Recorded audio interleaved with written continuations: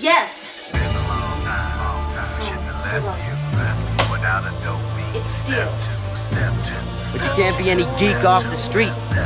Gotta be handy with the steel, if you know what I mean. Keep it real. Keeping it real.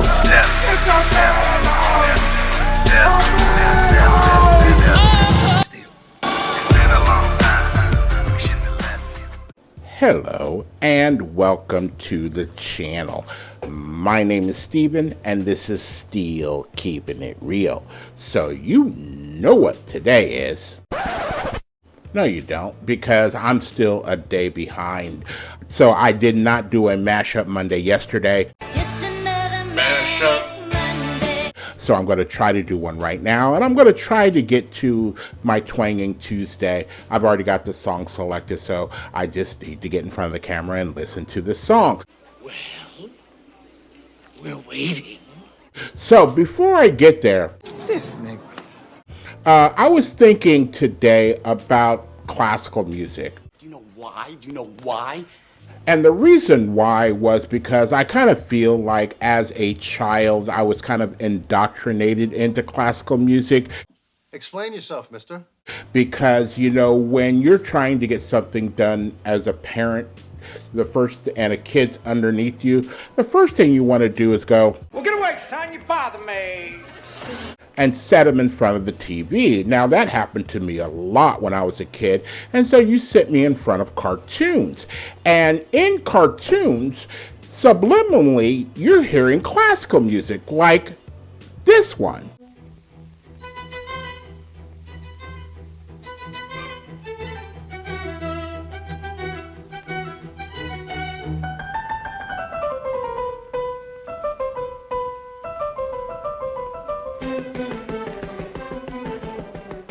And if you didn't remember this one, I'm sure you remember this one.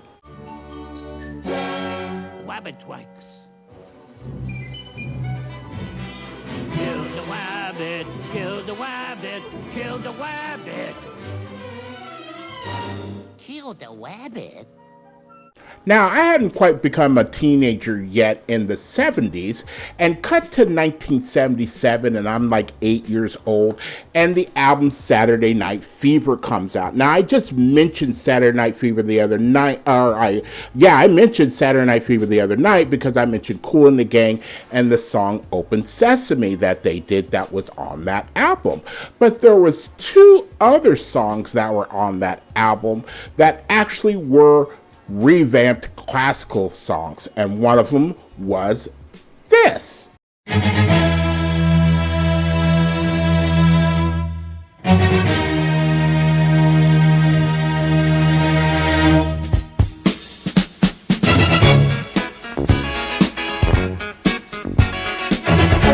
And then the other one was this.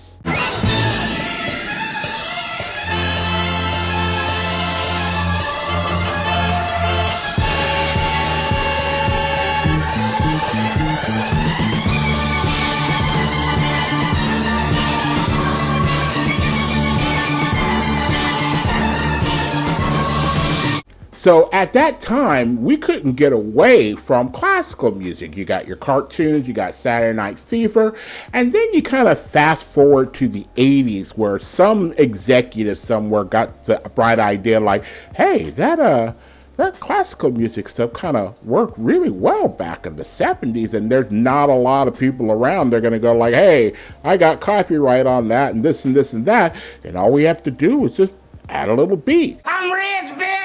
And that's what they did. So in 1981, they started a series of albums called Hooked on Classics. And what I'm playing is Hooked on Classics Parts 1 and Part 2.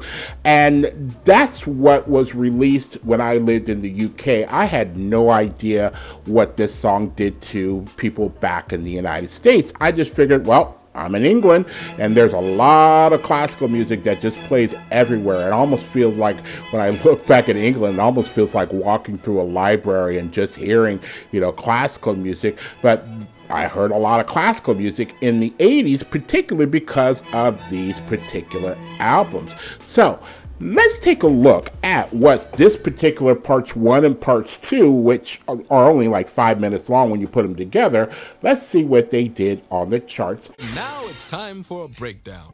And Balamo went to number 9 in Australia, number 1 in Austria, number 21 in Canada, number 1 on the Canada Adult Contemporary, number 18 in Germany, 7 in Ireland, 6 in New Zealand, 9 in South Africa, number 2 on the UK singles charts, number 10 on the Billboard Hot 100, number 10 on the US Cashbox, and number 8 on the US Adult Contemporary. So a lot of people liked going back to the classics because, number one, you didn't have to worry about are your kids listening to curse words or anything else like that. He's got a point.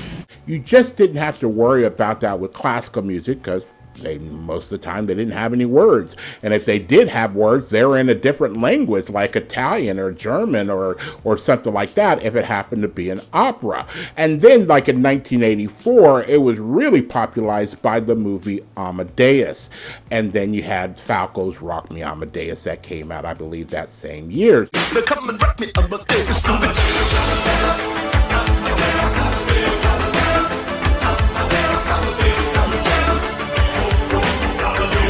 The 5 minutes, and thankfully the video that I chose actually lists who the original author and the song is on the screen. Do I stutter?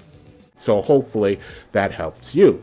So if you like videos like this and others on the channel, please don't forget to hit the like button, the subscribe button, and the notification button, because again, I'm trying to do at least 5 videos each and every week. Keyword is on try. So without any further ado, here are the Royal Philharmonic Orchestra and Hooked on Classics Part 1 and 2. Actually, seriously, songs come and go, but I love the classics, and I hope you'll enjoy this one.